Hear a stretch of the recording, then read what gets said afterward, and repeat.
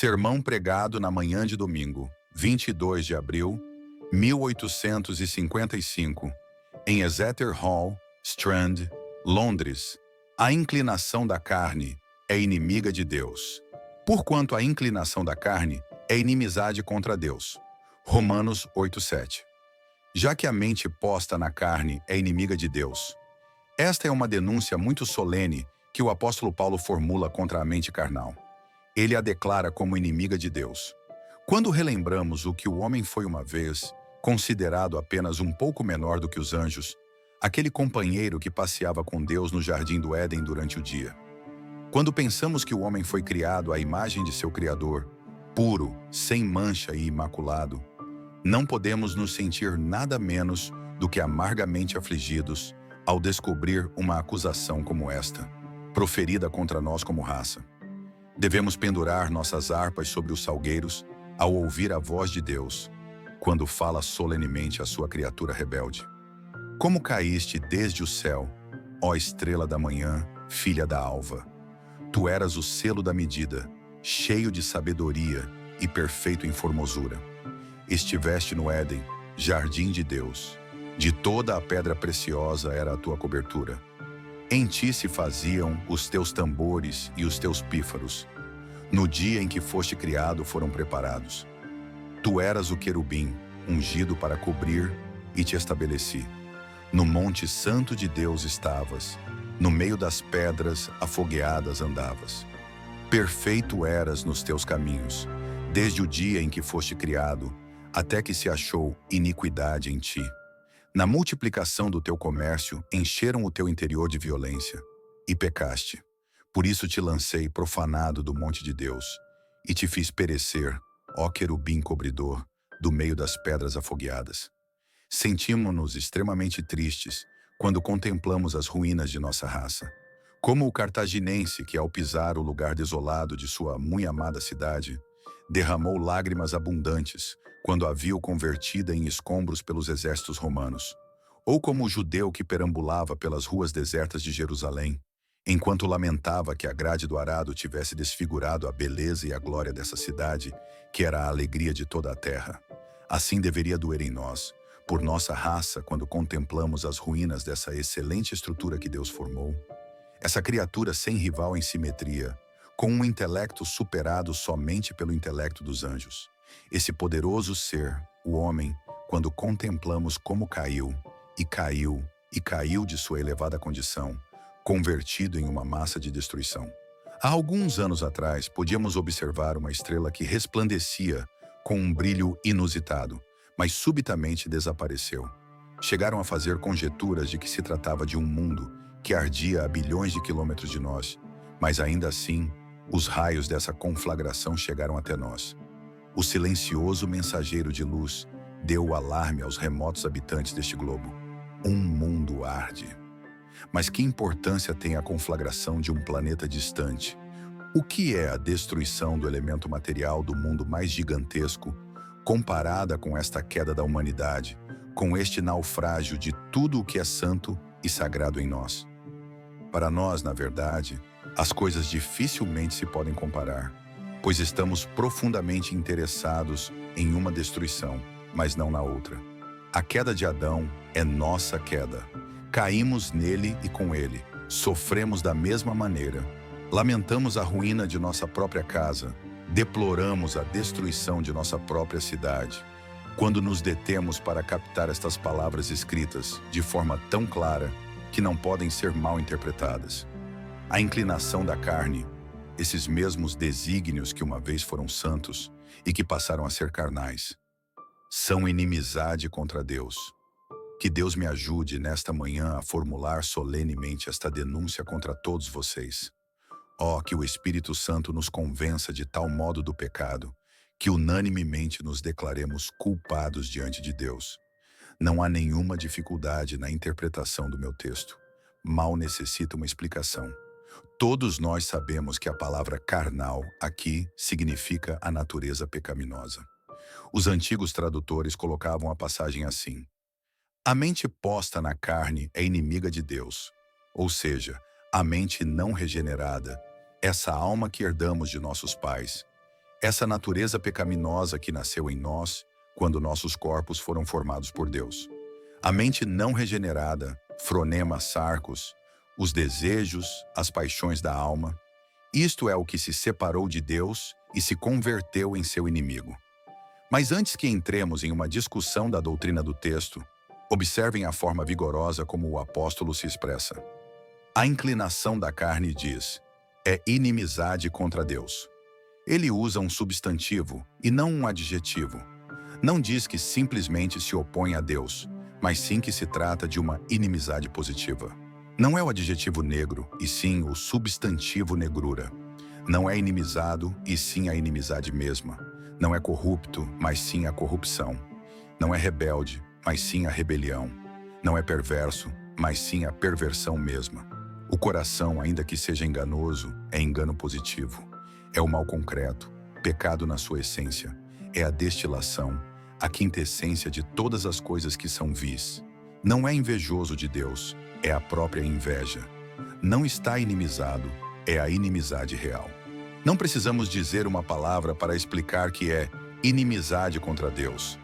Não acusa a natureza humana de ter simplesmente uma aversão ao domínio, às leis ou às doutrinas de Deus, mas sim que atesta um golpe mais profundo e mais preciso. Não golpeia o homem na cabeça, mas penetra em seu coração, coloca o machado na raiz da árvore e declara inimizade contra Deus, contra a pessoa da deidade, contra o Ser Supremo, contra o poderoso Criador deste mundo.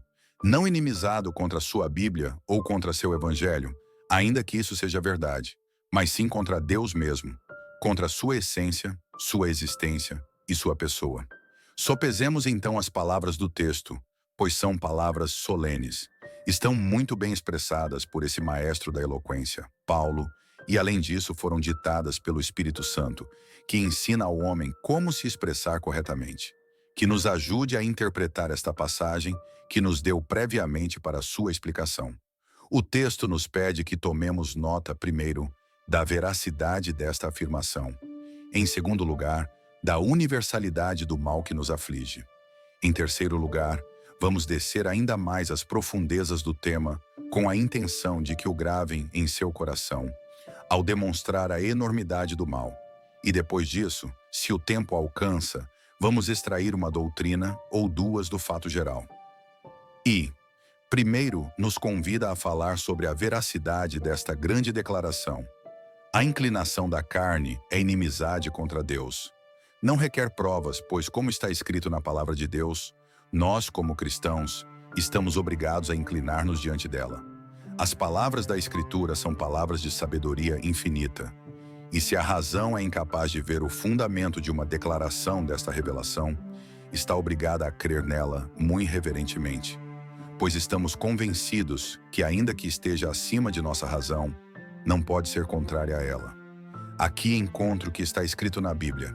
A inclinação da carne é inimizade contra Deus, e isso em si me basta. Mas se fossem necessárias testemunhas, convocaria as nações da antiguidade, desenrolaria o volume de história antiga, comentaria-lhes os fatos terríveis da humanidade. Quem sabe comoveria suas almas até o aborrecimento, se lhes falasse da crueldade desta raça para consigo mesma, se lhes mostrasse como converteu a este mundo em Aceldama por suas guerras, e o inundou com sangue por suas lutas e assassinatos, se lhes enumerasse a negra lista de vícios em que caíram nações inteiras, ou lhes apresentasse as características de alguns dos mais eminentes filósofos, sentiria vergonha de falar deles, e vocês se negariam a escutar. Sim, seria impossível que vocês, como refinados habitantes de um país civilizado, suportassem a menção dos crimes que foram cometidos por esses mesmos homens que hoje em dia são alçados como modelos de perfeição. Tenho medo de que, se escrevêssemos toda a verdade, abandonaríamos a leitura das vidas dos mais poderosos heróis e dos sábios mais orgulhosos da terra, e diríamos de imediato de todos eles: desviaram-se todos e juntamente se fizeram imundos. Não há quem faça o bem, não, nem sequer um. E se isso não fora suficiente, quero fazê-los ver os erros dos pagãos. Quero falar-lhes das superstições de seus sacerdotes, que submeteram as almas à superstição. Quero que sejam testemunhas das horríveis obscenidades, dos ritos diabólicos que constituem as coisas mais sagradas para estes ofuscados indivíduos. Então, depois de terem ouvido o que constitui a religião natural do homem, eu pediria a vocês que me explicassem o que seria sua irreligião. Se esta é sua devoção, qual seria sua impiedade? Se este é seu ardente amor pela deidade, qual seria seu ódio à mesma? Estou certo que vocês de imediato confessariam, se soubessem o que é na natureza humana, que a denúncia está sustentada e que o mundo deve exclamar sem reservas, sinceramente, culpado. Posso encontrar um argumento adicional no fato de que as melhores pessoas têm sido sempre as mais dispostas a confessar sua depravação. Os homens mais santos, os que estão mais livres de impurezas, sempre sentiram com mais intensidade a sua depravação. O que tem suas vestes mais brancas, perceberá melhor as manchas que caiam nelas. O que possui a coroa mais reluzente, saberá quando perdeu uma pedra preciosa. O que dá mais luz ao mundo, sempre será capaz de descobrir sua própria escuridão. Os anjos do céu cobrem seus rostos, e os anjos de Deus na terra, seu povo escolhido, sempre devem cobrir seus rostos com a humildade, quando se lembram do que foram. Escutem a Davi. Ele não era desses que se vangloriam de uma natureza santa e de uma disposição pura. Ele diz: eis que em iniquidade fui formado, e em pecado me concebeu minha mãe. Muitos desses santos homens escreveram aqui, neste volume inspirado, e encontraremos a todos confessando que não eram limpos. Não, nenhum sequer. E um deles exclamou: miserável homem que eu sou, quem me livrará do corpo dessa morte?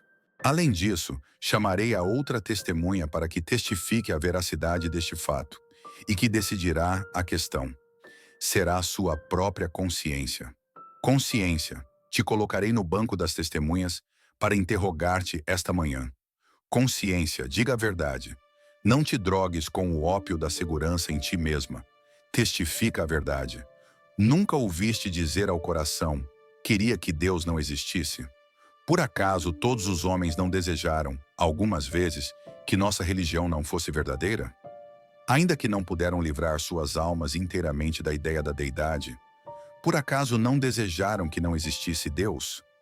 Não acariciaram o desejo de que todas estas realidades divinas fossem um engano, uma farsa e uma impostura? Sim, responde cada indivíduo. Isso me ocorreu algumas vezes. Desejei poder entregar-me à insensatez. Desejei que não houvessem leis que me restringissem. Desejei, como o insensato, que não houvesse Deus. Essa passagem dos Salmos que diz: disse o nécio no seu coração, não há Deus, está mal traduzida. A tradução correta deveria ser: diz o nécio no seu coração, não aceito a Deus. O nécio não diz em seu coração não há Deus, pois ele sabe que há um Deus.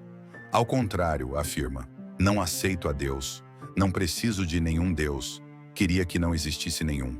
E quem de nós não foi tão insensato que não chegou a desejar que não houvesse Deus?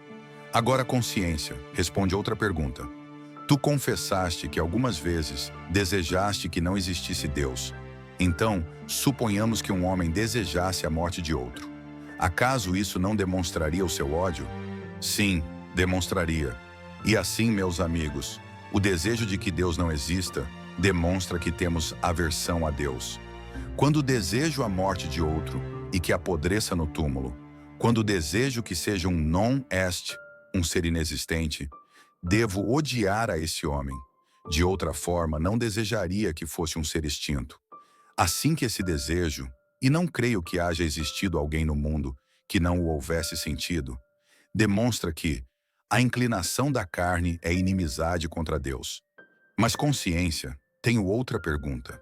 Acaso não desejaste alguma vez em teu coração, posto que há um Deus, que ele fosse um pouco menos santo, um pouco menos puro, de tal maneira que essas coisas que agora são graves crimes pudessem ser consideradas ofensas veniais, simples pecadinhos?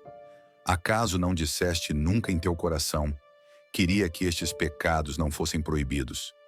Queria que ele fosse misericordioso para que os esquecesse sem requerer nenhuma expiação.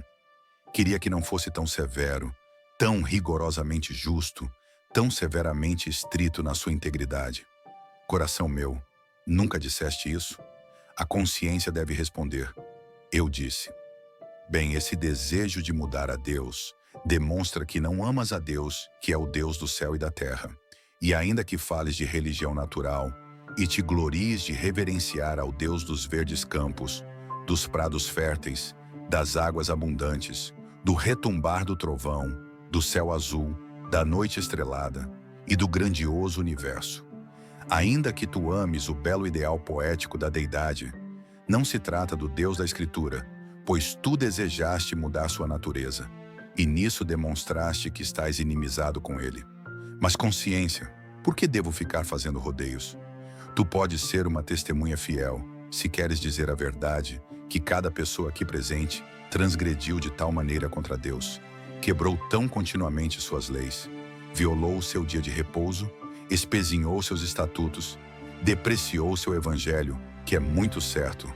Ai, sumamente certo que a inclinação da carne é inimizade contra Deus. Segundo, agora, em segundo lugar, tomemos nota da universalidade deste mal. Quão vasta é esta afirmação! Não é uma mente carnal singular ou uma certa classe de características, senão os desígnios da carne. É uma afirmação sem restrições, que inclui a cada indivíduo. Qualquer mente que possa apropriadamente ser chamada carnal, se não foi espiritualizada pelo poder do Espírito Santo de Deus, é inimizade contra Deus. Observem então, em primeiro lugar, a universalidade disto relativa a todas as pessoas. Toda mente carnal no mundo está inimizada com Deus. Isto não exclui nem sequer os bebês que se alimentam do peito da mãe. Nós os chamamos de inocentes, e na realidade são inocentes de transgressões reais. Mas como diz o poeta, no peito mais terno jaz uma pedra. Na mente carnal de um bebê, a inimizade contra Deus não está desenvolvida, mas está ali. Alguns afirmam que as crianças aprendem a pecar por imitação. Mas não. Peguem uma criança, coloquem-na sob as influências mais piedosas, se assegurem que o próprio ar que respira seja purificado pela piedade, que saboreie santidade, que somente escute a voz da oração e do louvor, que seus ouvidos se mantenham afinados pelas notas do hino sagrado. E apesar de tudo isso, essa criança pode ainda se converter em um dos mais depravados transgressores. E ainda que na aparência esteja pronta em direção ao caminho do céu, descerá diretamente ao abismo se não é guiada pela graça divina. Oh, quão certo é que alguns que tiveram os melhores pais tenham se convertido nos piores filhos, que muitos que foram treinados sob a égide sagrada, em meio às mais favoráveis cenas de piedade, se converteram, contudo, em libertinos e dissolutos. Assim que não é por imitação, mas sim pela natureza que a criança é má. Concordemos que a criança é carnal, pois meu texto diz: a inclinação da carne é inimizade contra Deus. Escutei que um crocodilo recém-nascido, quando sai de sua casca, no mesmo instante se coloca em posição de ataque, abrindo sua mandíbula como se houvesse sido ensinado ou treinado. Sabemos que os jovens leões, quando são domados e domesticados, conservam a natureza selvagem de seus semelhantes da selva, e se os colocassem em liberdade, caçariam tão ferozmente como os outros. O mesmo acontece com a criança. Podes amarrá-la com os verdes juncos da educação. Podes fazer o que quiseres com ele. Mas como não podes mudar seu coração, estes desígnios da carne estarão inimizados com Deus. E apesar do intelecto, do talento e de tudo o que possam dar-lhe que seja proveitoso, será da mesma natureza pecaminosa como qualquer outra criança, ainda que na aparência sua natureza não seja tão má, pois a inclinação da carne é inimizade contra Deus. E se isto se aplica às crianças, igualmente inclui toda a classe de homens. Há alguns homens que nasceram neste mundo, dotados de espíritos superiores, que caminham por todos os lados como gigantes envoltos em mantos de luz e glória. Refiro-me aos poetas, homens que se destacam como colossos, mais poderosos que nós, que aparentam haver descido das esferas celestiais. Outros há, de intelecto afiado, que investigando os mistérios da ciência, Descobrem coisas que estiveram ocultas desde a criação do mundo. Homens de tenaz investigação e de vasta erudição. E contudo, de cada um destes, poetas, filósofos, metafísicos e grandes descobridores, se dirá: a inclinação da carne é inimizade contra Deus. Poderá treiná-lo, converter seu intelecto em algo quase angelical, fortalecer sua alma até que entenda o que constitui enigmas para nós, e os decifre com seus dedos num instante.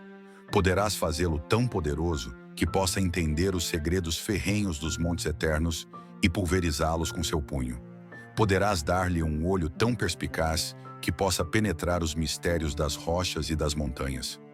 Poderás agregar-lhe uma alma tão poderosa que possa matar a gigantesca esfinge, que por muito tempo confundiu os sábios mais notáveis. Mas mesmo que tenhas feito tudo isto, sua mente será depravada e seu coração carnal ainda estará em oposição a Deus. E ainda mais podes levá-lo à casa de oração. Podes expô-lo constantemente à pregação mais clara do mundo, onde escutará as doutrinas da graça em toda a sua pureza e pregação acompanhada de santa unção. Mas se essa santa unção não descansa nele, tudo haverá sido em vão.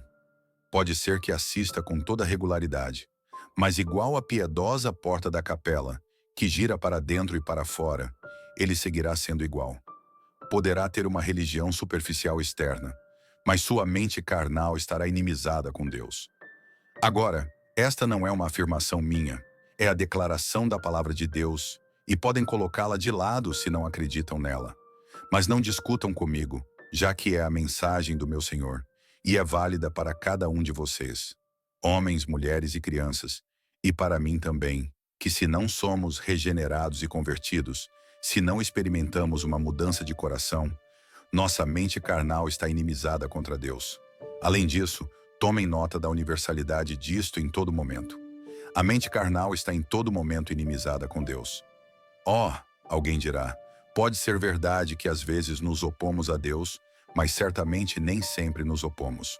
Há momentos, dirá alguém, quando sinto que me rebelo, algumas vezes minhas paixões me conduzem a desviar-me, mas certamente há outras ocasiões favoráveis quando realmente sou amigável com Deus e lhe ofereço verdadeira devoção. Às vezes estive, continua o impugnador, no cume da montanha, até que toda a minha alma se acendeu com a cena contemplada abaixo, e meus lábios pronunciaram o hino de louvor. Estas são tuas gloriosas obras, Pai de bondade, Todo-Poderoso. Tua é esta estrutura universal, tão bela e maravilhosa. Quão maravilhoso és tu! Sim, mas preste atenção, o que é verdade hoje não é falso amanhã. A inclinação da carne é inimizade contra Deus todo o tempo. O lobo poderá estar adormecido, mas continua sendo lobo. A serpente, com seus tons camaleônicos, pode dormitar no meio das flores, e a criança pode acariciar seu dorso liso, mas continua sendo uma serpente. Não muda sua natureza ainda que esteja adormecida. O mar é o albergue das tormentas, ainda que esteja plácido como um lago. O trovão continua sendo o trovão que retumba poderosamente, ainda que se encontre tão longe que não possamos escutá-lo. E o coração, ainda que não percebamos suas ebulições, ainda que não vomite sua lava e não jogue as ferventes rochas de sua corrupção, continua sendo o mesmo temível vulcão. Em todo momento, a todas horas, a cada instante, digo isto segundo o que Deus diz: se vocês são carnais, cada um de vocês é inimizado contra Deus. Temos outro pensamento relativo à universalidade deste enunciado. Todos os desígnios da carne são inimizade contra Deus. O texto diz: a inclinação da carne é inimizade contra Deus. Isto é, todo o homem, cada parte dele, cada poder, cada paixão. Seguidamente se perguntam: que parte do homem foi afetada pela queda? Pensam que a queda somente foi sentida pelos sentimentos, mas que o intelecto permaneceu incólume. Eles argumentam isto sustentados na sabedoria do homem e os impressionantes descobrimentos que foram feitos, tais como a lei da gravidade, a máquina a vapor e as ciências. Agora, eu considero estas coisas como uma exposição insignificante de sabedoria quando as comparamos com o que se descobrirá dentro de 100 anos, e diminutas quando comparadas com que o que se poderia descobrir, caso o intelecto humano houvesse permanecido em sua condição original. Eu creio que a queda esmagou o homem completamente. Ainda que quando passou como uma avalanche sobre o poderoso templo da natureza humana, alguns elementos permaneceram intactos, e em meio às ruínas se pode encontrar por aqui e por ali. O homem completo está estropiado. Olhem nossa memória. Acaso não é verdade que a memória participa da queda? Eu posso recordar muito mais as coisas más que as coisas que têm cheiro de piedade. Se eu escuto uma canção lasciva, essa música do inferno ficará em meus ouvidos até que eu fique grisalho. Mas se escuto uma nota de santo louvor, ai, me esqueço. Porque a memória aperta com mão de ferro as coisas más, mas sustém com dedos frágeis as coisas boas. A memória permite que o cedro glorioso dos bosques do Líbano flutue sobre a corrente do esquecimento, mas retém toda a imundície que chega flutuando da depravada cidade de Sodoma. A memória recordará o mal, mas esquecerá o bem. A memória participa da queda. O mesmo ocorre com os afetos. Amamos as coisas terrenas mais do que deveríamos amá-las. Rapidamente entregamos nosso coração a uma criatura, mas raras vezes o oferecemos ao nosso Criador. E quando o coração é entregue a Jesus, é propenso a se extraviar. Olhem a nossa imaginação também. Como se deleita a imaginação quando o corpo se encontra em uma condição perniciosa. Somente deem ao homem algo que o leve a ponto de intoxicar-se. Droguem-no com ópio, e como dançará a sua imaginação cheia de alegria. Como pássaro liberto de sua jaula, como se renovará com asas mais vigorosas que as asas da águia. Vê coisas que nem sequer havia sonhado nas sombras da noite. Por que razão sua imaginação não trabalhou quando seu corpo se encontrava em um estado normal, quando era saudável? Simplesmente porque a imaginação é depravada. E enquanto não se introduziu um elemento imundo, enquanto o corpo não havia começado a estremecer-se com um tipo de intoxicação, a fantasia não pensava celebrar seu carnaval. Temos alguns esplêndidos exemplos do que o homem pode escrever quando influenciado pela maldita aguardente. Pelo fato de que a mente é tão depravada, ela se encanta com tudo aquilo que põe o corpo em uma condição anormal. E aqui temos uma prova que a própria imaginação se extraviou. O mesmo acontece com o juízo. Posso demonstrar quão imperfeitamente decide. Também posso acusar a consciência e dizer-lhe quão cega é ela, e como lhe cintila o olho ante os maiores desatinos. Posso examinar todos os nossos poderes e escrever na frente de cada um deles: traidor ao céu, traidor ao céu.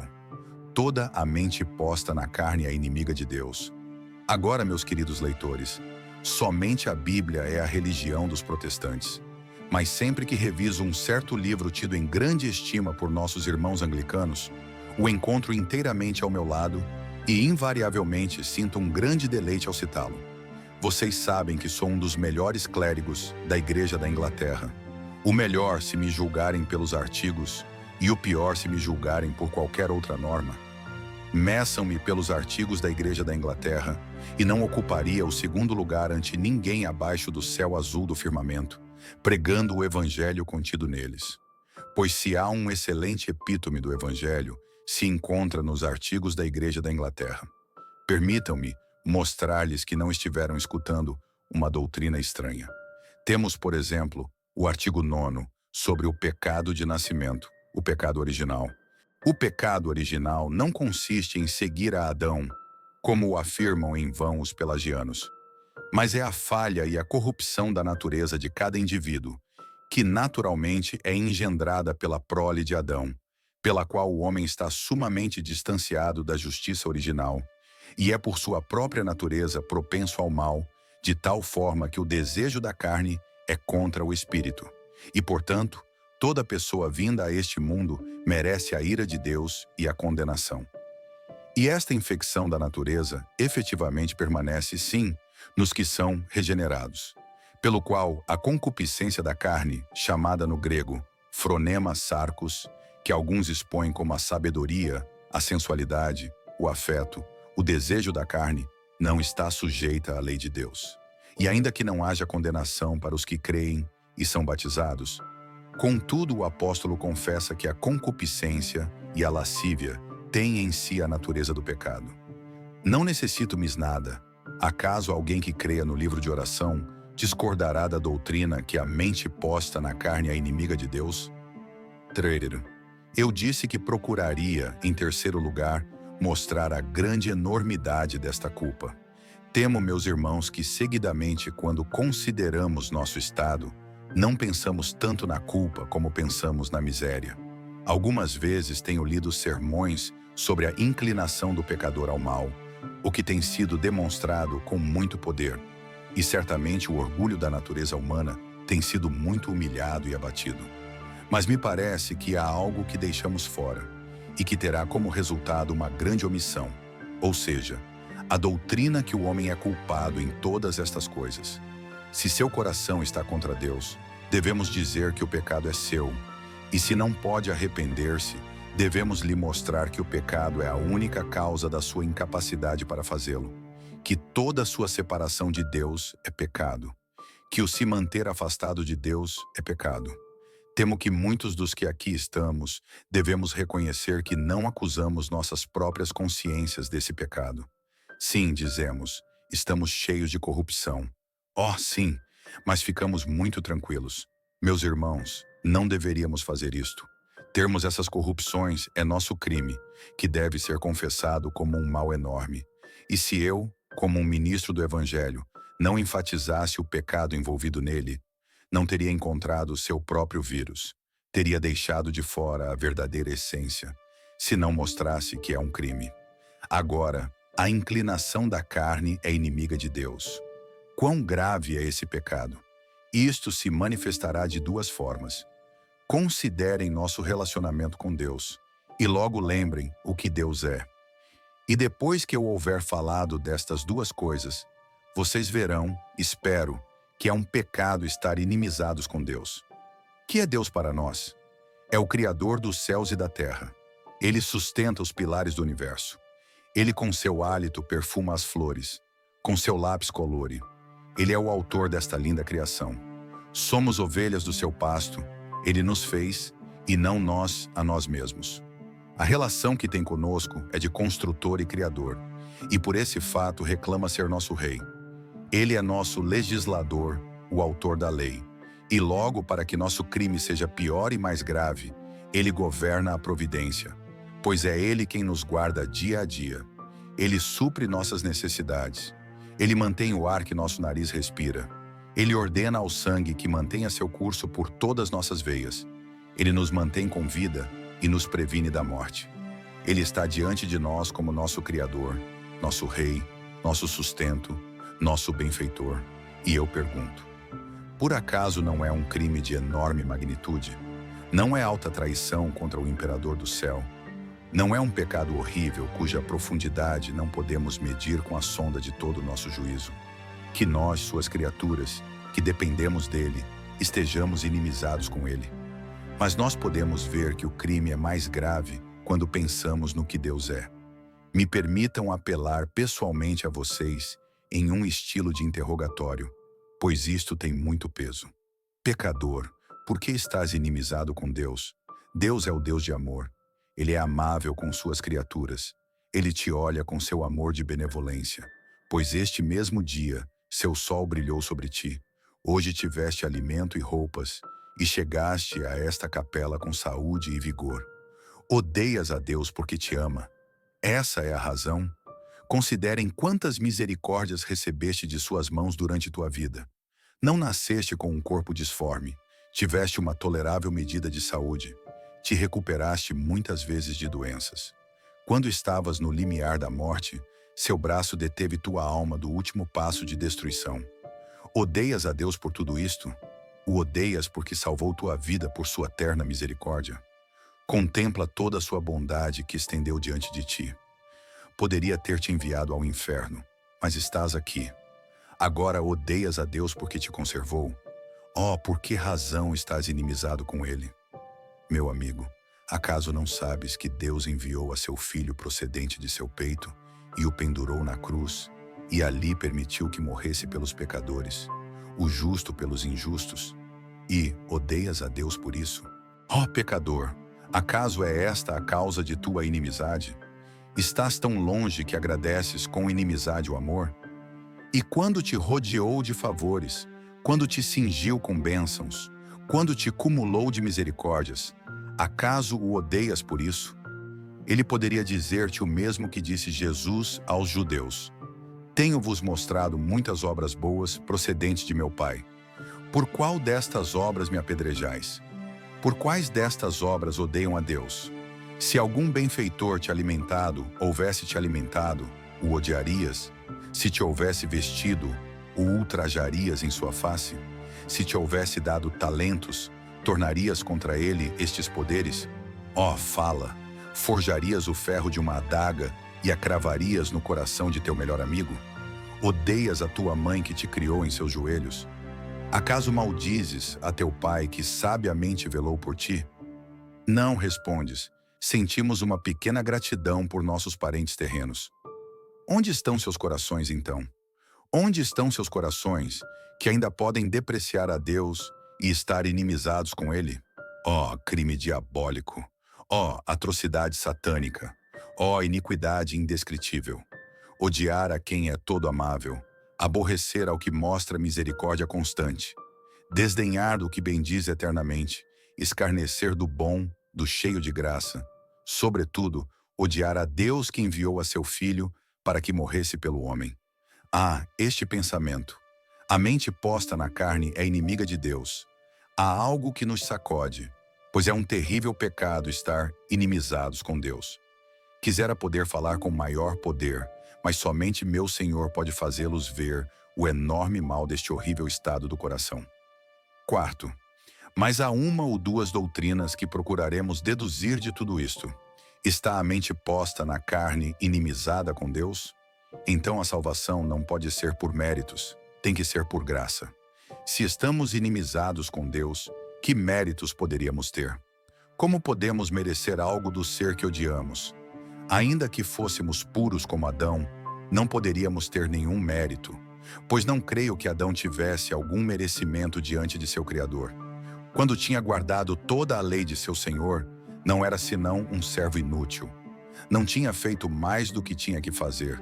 Não tinha um saldo a seu favor. Não havia um excedente. Mas como nos tornamos inimigos, quanto menos podemos esperar ser salvos por obras. Oh, não!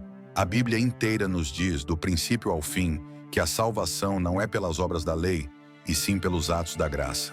Martinho Lutero declarava que ele pregava constantemente a justificação pela fé unicamente, porque, dizia, as pessoas tendem a se esquecer, de tal forma que me via obrigado a quase golpear suas cabeças com minha Bíblia, para que gravassem a mensagem em seus corações. E é verdade que constantemente esquecemos que a salvação é somente pela graça. Sempre estamos tentando introduzir uma pequena partícula de nossa própria virtude. Queremos cooperar com algo. Recordo um velho ditado do velho Matthew Wilkes: salvos por suas obras. É como se tentassem chegar à América em um barquinho de papel. Salvos por suas obras. Isso é impossível. Oh, não. O pobre legalista é como um cavalo cego que dá voltas e voltas no moinho. Ou como o prisioneiro que sobe os degraus da roda de moinho e descobre que não subiu nada depois de todo o esforço que fez. Não tem uma confiança sólida, não tem uma base firme onde possa apoiar-se. Não fez o suficiente, nunca o suficiente. A consciência sempre diz: isto não é a perfeição, deveria ter sido melhor. A salvação para os inimigos deve ser alcançada mediante um embaixador, por uma expiação, sim, por Cristo. Outra doutrina que extraímos disto é a necessidade de uma mudança completa de nossa natureza. É certo que desde que nascemos estamos inimizados com Deus. Quão necessário é, então, que nossa natureza tenha uma mudança? Há poucas pessoas que sinceramente creem nisto. Eles pensam que se clamam: Senhor, tem misericórdia de mim. Quando estão agonizando, irão ao céu diretamente. Permitam-me supor um caso impossível por um momento. Imaginemos um homem que está entrando no céu sem uma mudança em seu coração. Ele se aproxima das portas. Escuta um soneto. Ele se sobressalta. É um hino de louvor para o seu inimigo. Vê um trono, e nele está assentado um que é glorioso, mas é seu inimigo. Caminha por ruas de ouro, mas essas ruas pertencem a seu inimigo. Vê hostes de anjos, mas essas hostes são os servos de seu inimigo. Ele se encontra na casa de um inimigo, pois ele está inimizado com Deus. Não pode unir-se aos cantos, pois desconhece a melodia. Ficaria ali parado, silencioso, imóvel, até que Cristo dissesse com uma voz mais potente que 10.000 trovões: Que fazes tu aqui? Inimigos no banquete das bodas, inimigos na casa dos filhos, inimigos no céu? Vá embora, aparta-te, maldito, para o fogo eterno do inferno. Ó senhores, se os não regenerados pudessem entrar no céu. Trago uma vez mais à memória o tão repetido ditado de Whitefield. Seria tão infeliz no céu que pediria a Deus que me permitisse precipitar-me ao inferno para buscar abrigo lá. Deve haver uma mudança se pensamos no estado futuro, pois como poderiam os inimigos de Deus sentar-se no banquete das bodas do Cordeiro? E para concluir, me permitam recordar-lhes, e depois de tudo está no texto, que esta mudança deve ser feita por um poder superior ao de vocês. Um inimigo pode possivelmente converter-se em amigo, mas não a inimizade. Se ser um inimigo fosse uma adição à sua natureza, ele poderia tornar-se um amigo. Mas se é a essência mesma de sua existência ser inimizade, positiva inimizade, a inimizade não se pode mudar a si mesma. Não. Devemos fazer algo mais do que podemos alcançar. Isto é precisamente o que se esquece nestes dias. Necessitamos mais pregação com a unção do Espírito Santo, se queremos ter mais obra de conversão. Eu digo a vocês, amigos, que se vocês operam a mudança em vocês mesmos e se tornam melhores, e melhores, e melhores, 1000 vezes melhores, nunca serão o suficientemente bons para o céu. Enquanto o Espírito de Deus não haja posto sua mão em vocês, enquanto não haja regenerado o coração, enquanto não haja purificado a alma, enquanto não haja mudado o espírito inteiro e não haja feito do homem uma nova criatura, não poderão entrar no céu. Quão seriamente, então, deveriam fazer uma pausa e meditar? Eis-me aqui, uma criatura de um dia, um mortal nascido para morrer, contudo um ser imortal. Neste momento estou inimizado com Deus. Que farei? Acaso não é meu dever, assim como minha felicidade, perguntar se há uma maneira de ser reconciliado com Deus? Ó, esgotados escravos do pecado, acaso não são seus caminhos sendas de insensatez? Acaso é sabedoria, ó meus amigos, é sabedoria odiar a seu Criador? É sábio estar em oposição a Ele? É prudente desprezar as riquezas da sua graça? Se for sabedoria, é a sabedoria do inferno. Se é sabedoria, é uma sabedoria que é insensatez para com Deus. Ó, que Deus nos conceda que possam voltar-se para Jesus com pleno propósito de coração. Ele é o embaixador. Ele é o único que pode estabelecer a paz por meio de seu sangue. E ainda que vieram aqui como inimigos, é possível que atravessem essa porta como amigos. Se não fazem senão olhar a Jesus Cristo, a serpente de bronze que foi alçada. E agora pode ser que alguns de vocês tenham sido convencidos do pecado, pelo Espírito Santo. Eu agora vou proclamar o caminho da salvação. E como Moisés levantou a serpente no deserto, assim importa que o Filho do Homem seja levantado, para que todo aquele que nele crê não pereça, mas tenha vida eterna. Contempla, ó temeroso penitente, o instrumento de tua libertação. Volta teus olhos cheios de lágrimas para aquele monte do Calvário. Olha a vítima da justiça, o sacrifício de expiação por tua transgressão. Olha para o Salvador em suas agonias, comprando tua alma com torrentes de seu sangue e suportando teu castigo em meio às agonias mais intensas. Ele morreu por ti, se confessas tuas culpas agora. Ó, vem tu, homem condenado, autocondenado, e volta teus olhos a este caminho, pois um só olhar salvará. Pecador, tu foste mordido. Olha, não necessitas nenhuma outra coisa senão olhar.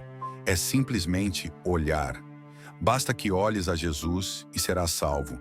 Ouves a voz do Redentor. Olhem para mim e sede salvos.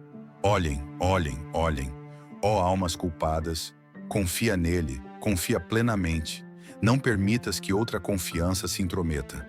Ninguém senão Jesus pode fazer bem ao pecador desvalido.